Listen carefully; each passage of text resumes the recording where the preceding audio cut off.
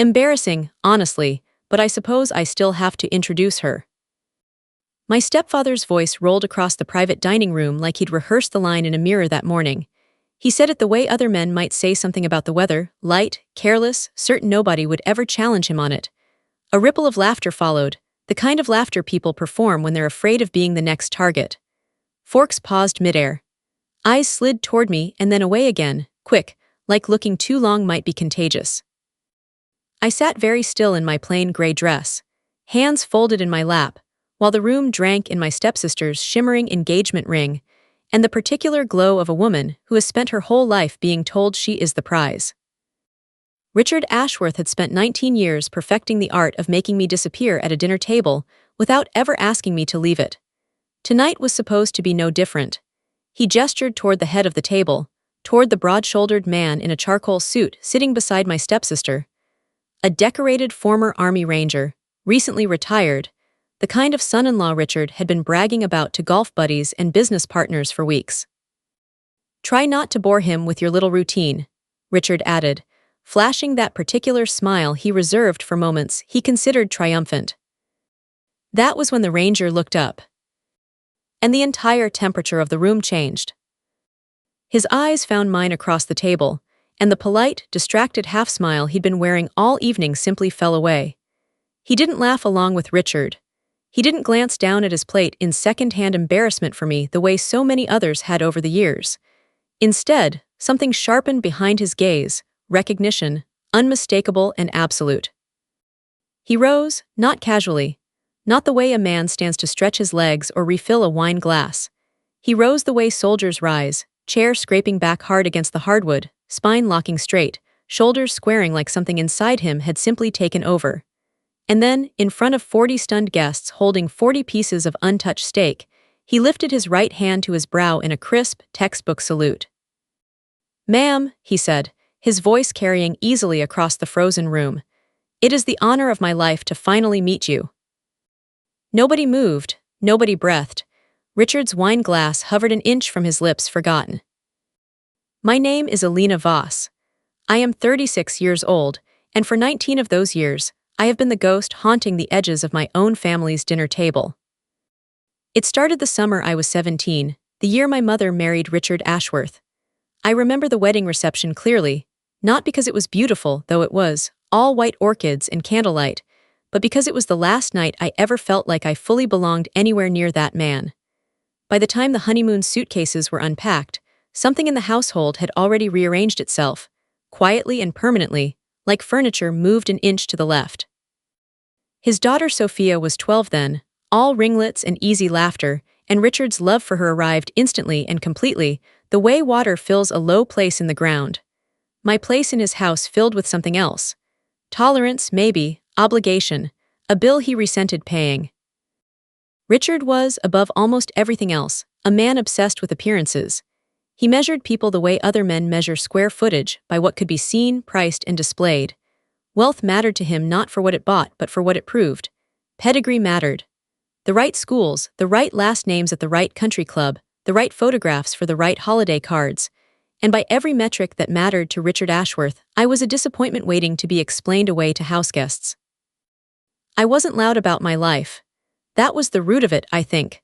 I never gave him anything dramatic to disapprove of, no scandal, no failure he could point to and say, "See, I told you so." Instead, I gave him silence, long stretches of it, months and sometimes years where I simply wasn't present at family gatherings, where phone calls went unreturned for weeks at a time, where a return address on an envelope might read a base 3 states away, or an APO box that told anyone who looked closely enough exactly what I was doing with my life. Richard never looked closely. To him, my absences were simply proof of what he'd always suspected, that I was aimless, unserious, a woman drifting from one half-finished chapter to another with no plan and no ambition. When people asked where I was, he had a stock answer he delivered with a small, indulgent shake of his head. "Alina's still finding herself, I'm afraid. Some people just take longer to figure out what they want from life." Meanwhile, Sophia's every milestone became a production. Her college graduation, a marketing degree from a mid-tier state school, earned a Kate. Red party at the yacht club with a live jazz trio, and a banner strung between two potted palms. Her first apartment earned a full write-up in Richard's holiday newsletter, the one he mailed to 200 business contacts every December, complete with a photo of her standing proudly in front of a leasing office. My name rarely appeared in those newsletters at all. When it did, it was a single line, vague and faintly apologetic, tucked at the bottom like an afterthought. Alina continues to explore various paths. I let him believe what he wanted to believe. Some of that was self-preservation. Some of it was simply the nature of the work. You don't correct a man's assumptions about your unremarkable civilian life when the truth is classified, when explaining yourself honestly would mean explaining things that were never his to know. So I let Richard Ashworth build his comfortable, condescending little theory of me, brick by brick, dinner by dinner, for 19 years. And I told myself it didn't matter. I told myself that the opinion of a man who measured worth in square footage and golf handicaps could never actually touch the parts of my life that mattered. Mostly I believed that, mostly. But there is a particular kind of tiredness that comes from being underestimated by your own family for 2 decades. It doesn't announce itself. It doesn't ache the way grief aches. It simply accumulates, quietly, in the space behind your ribs, until one day you notice it's been there so long you've mistaken it for the shape of your own body. I remember one Thanksgiving in particular, the year I was 26, back stateside for 11 days between assignments and hoping, foolishly, in retrospect, that 11 days might be enough to rebuild something with a family that had long since stopped waiting for me to show up. I'd worn a simple sweater and jeans, hollowed out from 30 hours of travel, and Richard had taken one look at me across the entryway and said, loudly enough for the whole kitchen to hear, "Well, look who finally decided to remember she has a family." Not a question, not curiosity about the 11 months I'd been gone, just a verdict, delivered before I'd even set down my bag. I hadn't corrected him. I never did. Instead, I'd carried plates to the table, complimented my mother's cooking, and sat quietly through a dinner where Sophia, 16 that year, received a round of applause for making the honor roll, while nobody at that table asked me a single question about where I'd actually been or what I'd actually been doing. Richard filled the silence instead, the way he always did, painting me as a directionless drifter to a table of relatives who had no reason to know otherwise, and every reason to accept whatever version of me he offered them, since I never offered a version of my own. That was the pattern, repeated at graduations I couldn't attend, holidays I missed by necessity rather than choice, phone calls that went 17 rings before voicemail because I was somewhere with no signal and worse things to worry about than a missed family check-in. Richard filled every gap in my presence with his own narrative, and because the truth of my absence was never his to know, I let the narrative stand. Year after year, dinner after dinner, the story calcified into something that felt, even to me occasionally, uncomfortably close to true. Maybe I really was just drifting. Maybe purpose was something other people had, something visible and explainable over a dinner table, and I simply lacked it. It took me a long time to understand that the quiet, unglamorous work of showing up for people who will never know your name, of carrying weight nobody at home will ever see you carry, is its own kind of purpose, one that doesn't need Richard Ashworth's approval to be real. It took me even longer to stop needing him to understand that, because for years, some small and stubborn part of me kept hoping he eventually would. He never did, not until the night everything finally changed. The engraved invitation arrived on heavy cream cardstock, the kind that costs more per sheet than most people spend on an entire stationery set. Sophia was engaged. The wedding wouldn't be for another year, but the engagement dinner, held at Meridian, the kind of downtown steakhouse where the wine list has its own leather binding, was happening in 3 weeks, and I was, as always, invited out of an obligation nobody bothered to disguise as warmth. I almost didn't go. I sat with the invitation on my kitchen counter for 2 full days, running my thumb along the raised lettering, trying to calculate whether an evening of Richard's condescension was worth the gas money and the emotional toll. But my mother called on the second night, her voice small and hopeful in that particular way it got whenever she was trying to hold together the fragile idea that her family was, in fact, a family. "Please come, sweetheart," she said. "For me, Jew. Sent this once, come and let them see you." I didn't have the heart to tell her that Richard had never once, in 19 years, actually seen me. But I said yes anyway, because my mother's voice on the phone that night sounded like a woman still hoping for a miracle she'd stopped believing in years ago. I knew going in roughly what to expect. Richard had been telling everyone within earshot about Sophia's fiancé for weeks, a decorated Army veteran, recently transitioned into corporate security consulting, the kind of son-in-law Richard could parade in front of business partners like a trophy he'd personally selected. I'd heard the name in passing during a stiff phone call with my mother, Marcus Bennett, former Ranger, multiple deployments. The kind of resume that, in Richard's world, finally gave Sophia the validation he'd always insisted she deserved. My mother had tried, gently, to prepare me during that same phone call, her voice pitched low as though Richard might overhear her being kind to me from 3 rooms away. "He's a good man, Alina," she'd said. "Quiet, serious, not like the others Sophia used to bring around." I remember feeling a small, unexpected flicker of curiosity at that, not about Sophia's engagement, which meant little to me either way, but about a man serious enough to earn that particular note of relief in my mother's voice. I hadn't expected that curiosity to matter by the end of the evening. I certainly hadn't expected it to matter in the way it did. I spent the drive downtown rehearsing the evening the way I imagine soldiers rehearse difficult scenarios before a mission, not because I expected combat exactly, but because I'd learned that walking into Richard's orbit unprepared always cost more than walking in with a plan. My plan that night was simple. Arrive on time. Offer Sophia a sincere congratulations, because whatever complicated feelings I had about my stepsister, I didn't wish her anything but happiness. Eat quickly. Leave at the first natural opening, before Richard found his footing enough to turn the evening into a performance with me as the punchline. I had executed that exact plan a dozen times before, at a dozen similarly gilded family occasions, and it had worked well enough, most of those times, to leave me feeling merely drained rather than devastated by the end of the night. I had no reason to expect this dinner would be any different.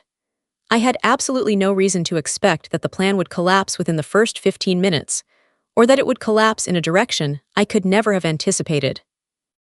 I arrived at Meridian in a simple gray dress and low heels, hair pulled back, no jewelry beyond a thin silver watch I'd worn every day for 11 years. I wasn't there to compete with Sophia's diamond ring or her tailored engagement dress. I was there to eat a quiet dinner, offer a sincere congratulations, and leave before Richard found his footing enough to make me the evening's entertainment. The valet outside the restaurant took my keys with the practiced indifference of a man who had parked far nicer cars that same evening, and I remember standing on the curb a moment longer than necessary, watching the warm gold light spill out from Meridian's tall windows, listening to the faint hum of laughter and clinking glass from inside. There is a specific kind of dread that settles into your chest before walking into a room you already know will diminish you, a dread I had grown so accustomed to over 19 years that I sometimes forgot it wasn't simply a normal part of being alive. I breathed it in anyway, squared my shoulders out of old habit, and walked through the door. I should have known better than to hope for an uneventful evening. Richard's radar for an easy target had never once failed him, not in 19 years, and there was no reason to believe tonight would be the exception. The private room at Meridian gleamed with the particular polish of money that wants to be noticed. Crystal glasses caught the low amber light from the chandeliers overhead. Heavy silverware sat in precise formation beside charger plates rimmed in gold. Somewhere beneath the low hum of 40 conversations, a string quartet piped gently through hidden speakers, because Richard Ashworth did not believe in silence at his events, only in the illusion of effortless elegance layered over enormous effort. Richard held court at the head of the long table, swirling a glass of Cabernet he'd chosen specifically because the sommelier had described it as structured and commanding, words Richard liked to believe described himself. Sophia sat at his right hand, radiant, showing her ring to anyone who leaned close enough to admire it, laughing at every joke her father made whether or not it was funny. I took a seat near the far end of the table, tucked between a second cousin I barely knew and an empty chair reserved for someone running late. I ordered water. I smiled when smiled at. I hoped, as I always hoped at these gatherings, to be forgettable. The second cousin, a soft-spoken man named Dennis, who I gathered had married into the family on Richard's side some years back, made polite conversation about traffic and the restaurant's reputation for its dry-aged ribeye. I answered in the easy, low-effort way I'd perfected for exactly this kind of evening, pleasant enough to seem engaged, vague enough to invite no follow-up questions. It was a skill, if you could call it that, born entirely out of necessity. When your real life cannot be discussed at a dinner table, you learn to build an entire second life out of harmless nothing, a life made of weather and traffic, and the reliable safety of small talk. And you learn to live inside that smaller life for exactly as many hours as the occasion requires. Down the table, Sophia held her hand out at intervals, catching the light just so, letting the ring do the talking for her. Marcus sat beside her, attentive in the particular way of a man who is genuinely fond of his partner rather than merely performing fondness for an audience. I noticed that about him even before anything else happened, the small, unshowy gestures, refilling her water glass without being asked, leaning in to laugh quietly at something she said rather than performing the laugh for the table. It struck me, in the brief window before everything changed, that whatever else was true about this family, Sophia had at least found someone who seemed to see her clearly. I remember thinking, with a private and unbegrudging warmth, that she deserved that. I had no idea, in that quiet moment before Richard rose to his feet, that the same man would spend the next 10 minutes seeing me more clearly than my own family had managed to in 19 years. Richard had other plans. The moment the waitstaff finished the first pour of wine, he rose to his feet and tapped his glass with the flat of his fork, the sound ringing out crisp and demanding over the low murmur of conversation. The room quieted instantly, the way rooms always quieted for Richard Ashworth, because he had spent his whole life ensuring that silence arrived on command whenever he wanted the floor. "Now that we're all settled," he began, his voice carrying that booming, self-satisfied cadence he reserved for toasts and boardrooms alike, "I want to properly introduce the man joining our family." He turned toward the head of the table, gesturing grandly toward Marcus. Marcus is a true patriot, a former Army Ranger who served this country with real distinction before transitioning into corporate security leadership. The kind of man, frankly, this family has been waiting for. Polite applause rippled around the table. Marcus gave a small, gracious nod, clearly uncomfortable with the spotlight, but too well-mannered to deflect it entirely. Richard wasn't finished. His eyes swept down the length of the table and landed on me with the particular satisfaction of a man about to deliver a punchline he'd been saving all evening.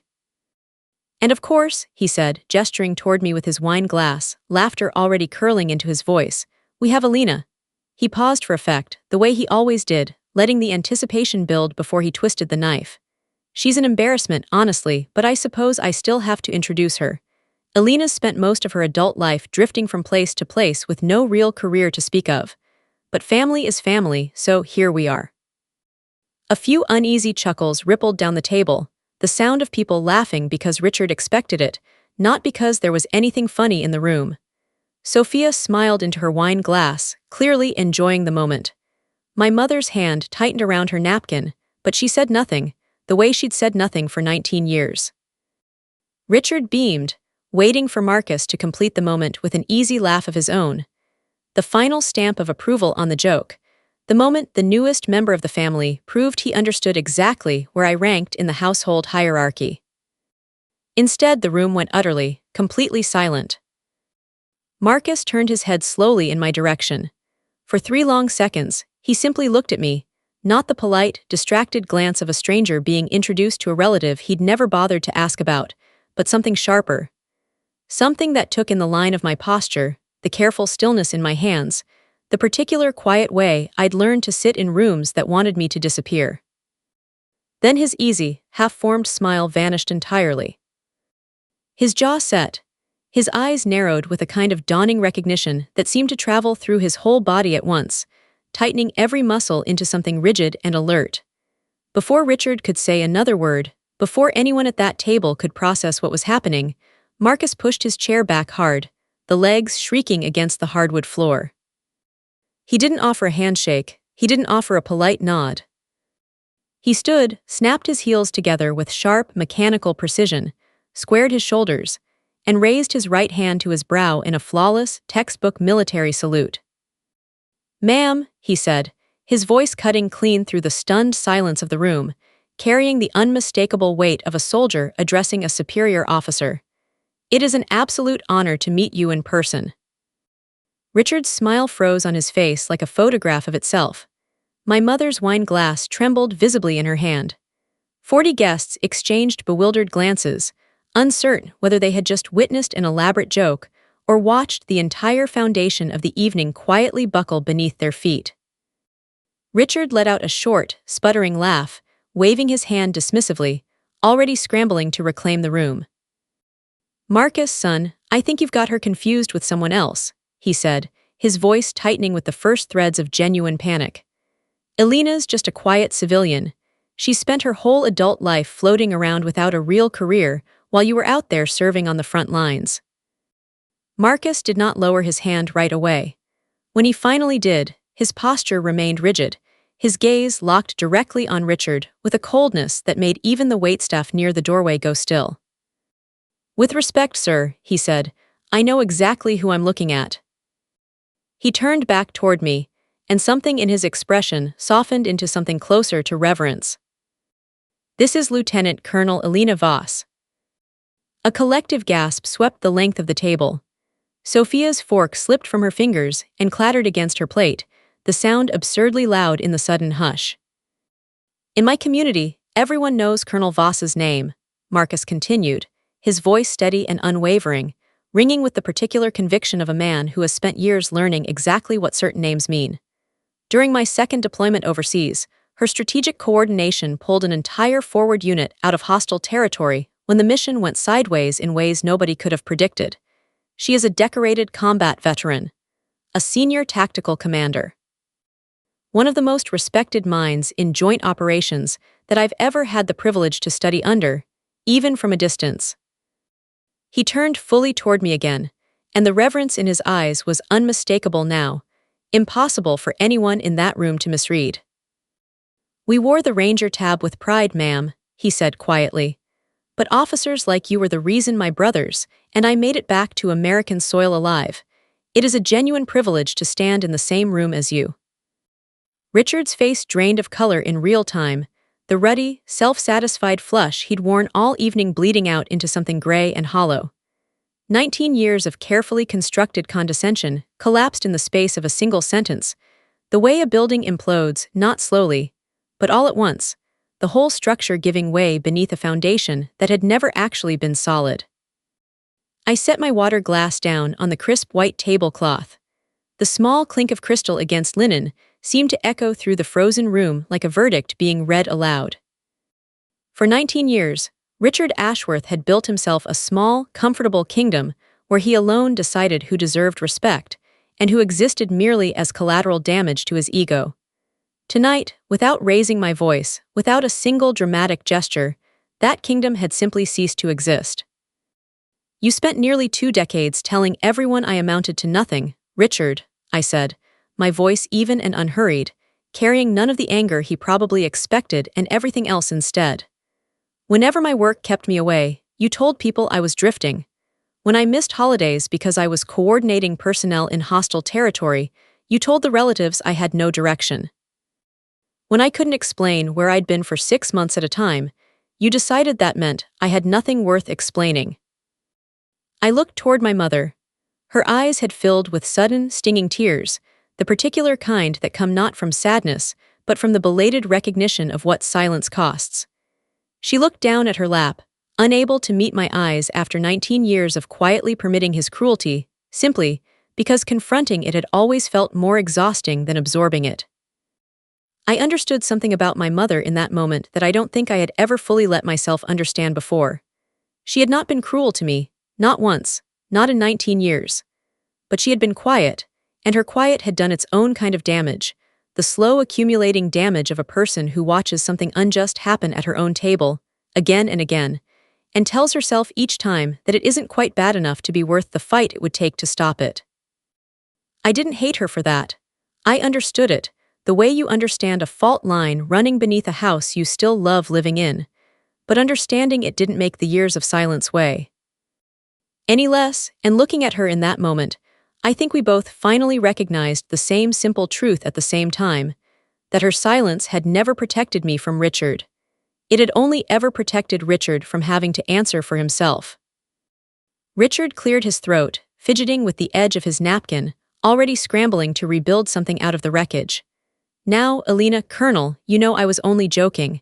Family banter, that's all it ever was. We've always been enormously proud of your service. I simply didn't realize the extent of things.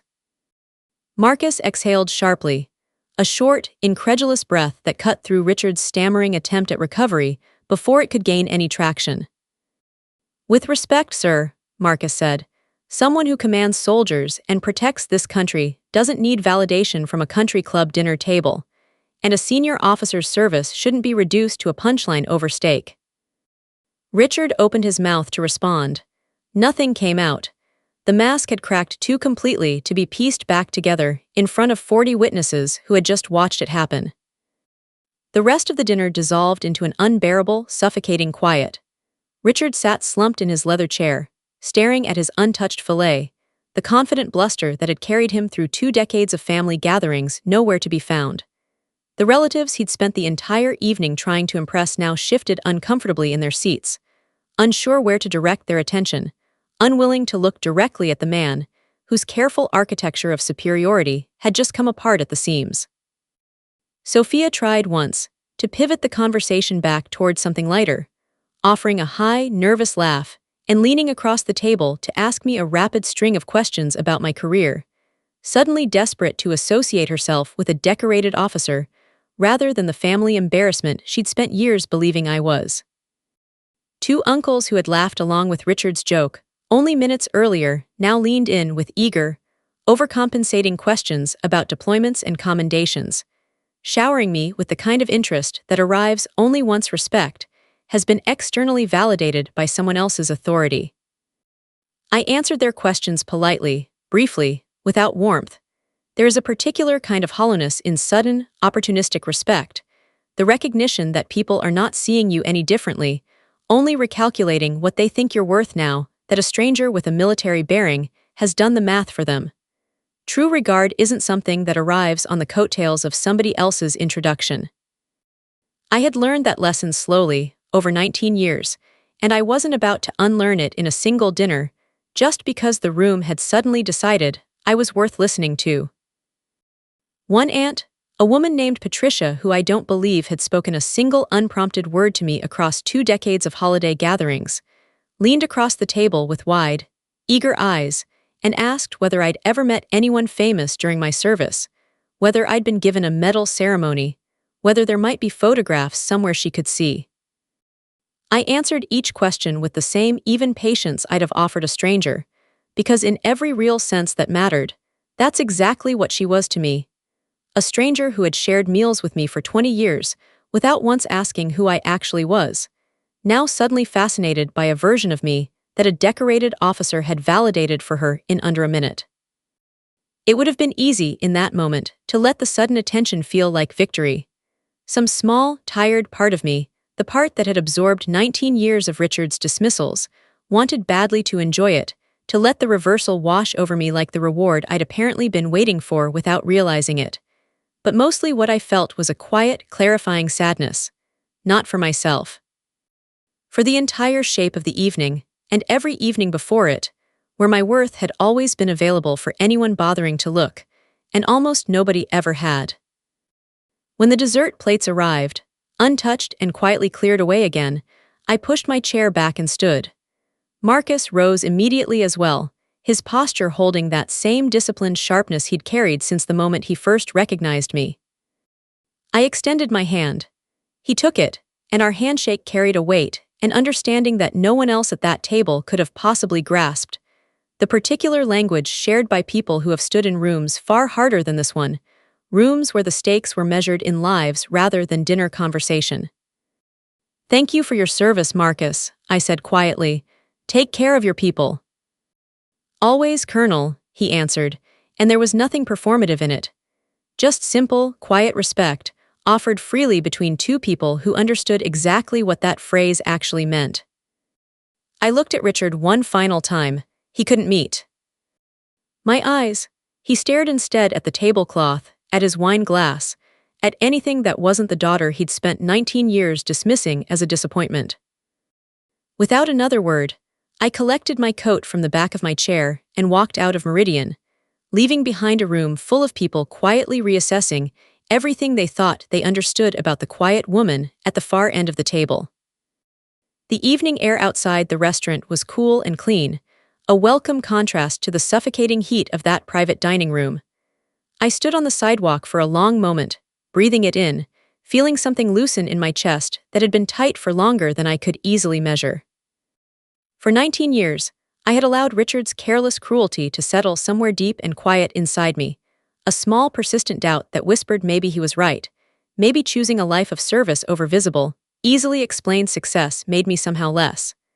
I had told myself repeatedly that his opinion didn't matter, that a man who measured worth in country club memberships and holiday newsletters had no real authority over how I understood my own life.